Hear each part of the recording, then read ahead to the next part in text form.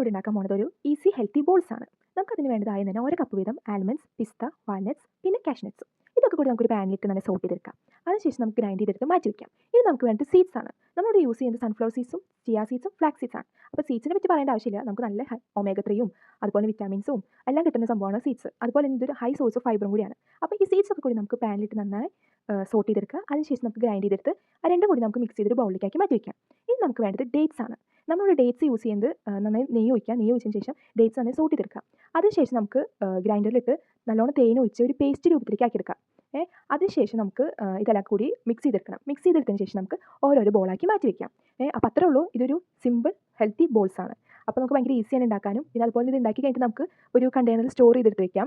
നമുക്ക് ഓരോ ദിവസം മോർണിംഗ് ഓരോന്ന് വീതം കഴിക്കുകയാണെങ്കിൽ ഭയങ്കര ഹെൽത്തി ബെനിഫിഷ്യൽ സംഭവമാണ്. അപ്പോൾ നിങ്ങൾ ജസ്റ്റ് ട്രൈ ചെയ്ത് നോക്കുക. അതുപോലെ ഇതൊരു പ്രോട്ടീൻ എനർജി ബോളും കൂടി ആയതുകൊണ്ട് തന്നെ ജിമ്മുകാർ മറക്കണ്ട, ട്രൈ ചെയ്ത് നോക്കുക. അപ്പോൾ എങ്ങനെയുണ്ടെന്ന് കമൻറ്റ് ചെയ്യും.